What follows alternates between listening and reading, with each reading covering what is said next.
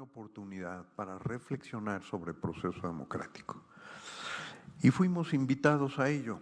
La Fundación Internacional para el Desarrollo de Gobiernos Confiables no es experta en procesos electorales, es experta en gobiernos.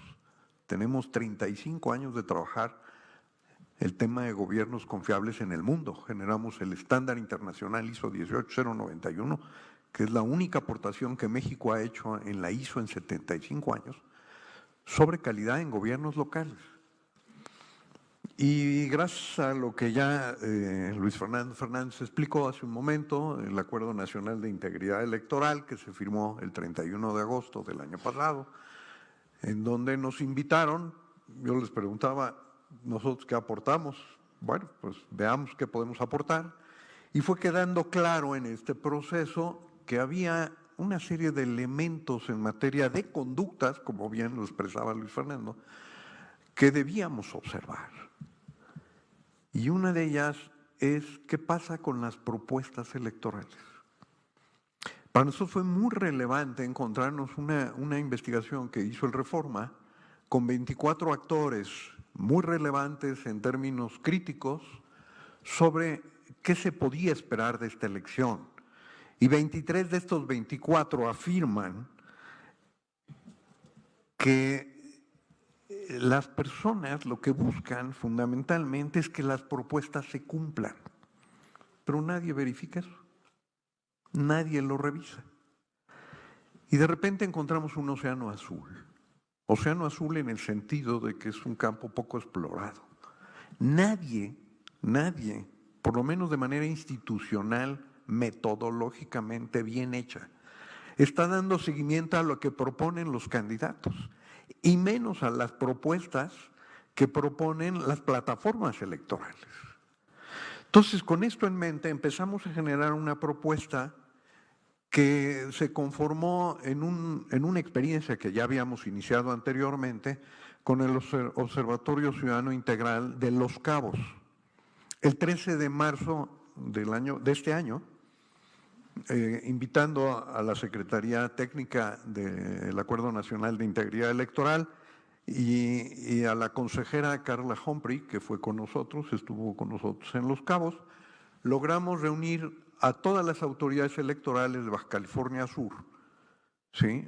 Tanto al tribunal, todos los miembros, como al consejo, todos los miembros, más cerca de 80 instituciones que se comprometieron a este proceso. Y ahí firmamos los 10 acuerdos de integridad electoral que ya ha expuesto Luis Fernando, más uno más, que tenía que ver con que hubiera disposición de los partidos, de los candidatos y de la población a observar, evaluar y dar monitoreo, o sea, dar seguimiento a las propuestas electorales, por lo menos en el municipio de Los Cabos. Los Cabos es importante porque este Observatorio Ciudadano Integral de Los Cabos existe desde hace 9 años. Ha estado haciendo observación sobre el desempeño municipal cada año en estos últimos 9 años, referidos al estándar internacional ISO 18091, que evalúa 39 políticas públicas. Es la observación de políticas públicas más completas que conocemos en el mundo. Quiero decirles que esto de la ISO nos ha permitido trabajar con 72 expertos de 34 países durante 15 años. Conocemos bien el tema. Este es el modelo más amplio de evaluación de políticas públicas que existe, hasta donde sabemos. Sin embargo, esto aplicado a un proceso electoral nos permitió revisar en Los Cabos 14 plataformas electorales que compitieron en 5 candidatos para evaluar qué proponían las plataformas electorales contra las políticas públicas y qué diagnósticos se estaban haciendo. Y puedo decirles, y ahí participaron, vamos, las universidades, instituciones académicas, todas las autoridades electorales, una cantidad muy importante de observadores que se registraron como observadores electorales bajo la modalidad de la observación electoral que hoy existe, que es la observación del proceso en sí mismo, pero no del proceso de lo que implica, ¿qué pasa con esto que se propone? Que eso no está. Y descubrimos que las plataformas electorales no sirven mucho para construir gobiernos confiables. Prácticamente no sirven. Y luego, cuando evaluamos las propuestas de los 5 candidatos, pues quiero decirles que de las 39 políticas públicas, el que más tuvo de evaluación no tuvo más de 7. Eso significa una falta de integridad de la perspectiva de lo que en gobiernos se requiere. Y en términos de ética fundamental y de integridad de lo que significa un gobierno confiable. Si en ese esquema nosotros no podemos asegurar desde el proceso electoral confiable, gobiernos confiables, ¿cómo podemos pedir como resultado que haya un desempeño en materia de conducta que pueda ser evaluado en términos de confiabilidad de lo que implica la gobernanza democrática? Quiero decirles que a partir de eso pudimos rápidamente, con la disponibilidad y el cortísimo tiempo que tuvimos, organizar un proceso donde participaron y se constituyeron 9 observatorios electorales en 7 estados de este país. ¿Sí? Pudimos presentar informes a toda velocidad de estos 9 observatorios en el informe final que entregamos al FAOE. Y pudimos hacer un diagnóstico, en algunos con mayor profundidad que en otros.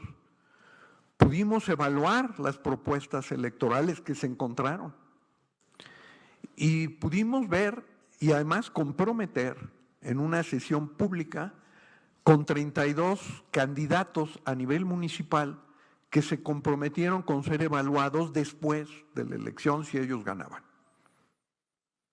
Este proceso sigue abierto. Esperamos que con el Acuerdo Nacional de Integridad Electoral pueda continuarse los próximos 3 años. Y también esperamos que el INE tenga la capacidad de poder aprender de este ejercicio. Por lo menos la OEA, ¿sí?, ya nos manifestó su interés y tenemos ya un memorándum de entendimiento en proceso para evaluar, porque esta experiencia no ha pasado en ningún país de América, en ninguno. Por eso digo que es un océano azul. Pero déjenme decirles algunas conclusiones. Tenemos 6 conclusiones básicas, 10 propuestas y 10 aprendizajes. Y la primera es que es altamente innovador y que vale la pena hacerlo. Segundo, que es importante, el divorcio entre el diseño y la conformancia es enorme, enorme. Necesitamos evaluar diagnóstico. Ninguna propuesta electoral tenía un diagnóstico.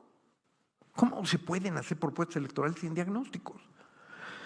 Y tiene que ser serio, tiene que ver pertinencia, tiene que ver con calidad de las propuestas, tiene que ver con su impacto, tiene que ver con su costo, tiene que ver con su monitoreo periódico y tiene que ver con que esto nos sirva para aprender, para mejorar en la siguiente elección. Hemos constatado durante años, 35 años, que los que están en gobiernos actúan como si estuvieran trabajando electoralmente haciendo gobierno. O sea, hay cosas que no hacen por el impacto que puede tener electoralmente para ellos. Sin embargo, a la hora que son candidatos, lo que proponen no tiene nada que ver con lo que están haciendo. ¿Dónde empieza el huevo y la gallina? ¿Sí? Tenemos que hacer un ejercicio que nos permita trabajar en esta lógica. Y bien, esto debe llevarnos a entender que se tiene que hacer con los gobiernos municipales, que fue la estructura que pudimos abordar. Y además hay que trabajar los 3 niveles de gobiernos, porque los 3 interactúan en el mismo territorio. Y lo que tenemos es gobiernos paralelos compitiendo entre sí ante una misma población en un mismo territorio electoralmente. Y luego en el desempeño, y con mayor desventaja para los municipios. Y finalmente, esto requiere estándares, un trabajo desde lo local y una participación ciudadana organizada. Y esa participación ciudadana organizada, como ya lo ponía bien Enrique Serrano, debe tener una dimensión donde los soples y las estructuras del instituto puedan entrar. Hoy no existen. No hay manera, desde las estructuras institucionales que existen en el INE y en los soples, la forma de poder observar qué pasa con lo que propusieron los candidatos. Ojalá esto pueda continuar. El documento estará en gobiernosconfiables.org, que es la página donde existe actualmente esta información y la experiencia de esto. Ojalá podamos trabajar con la OEA para hacer este ensamblaje de dos estándares, la 54001 con la ISO 18091, y además que esto nos permita aprender con el INE para los siguientes años. Muchas gracias.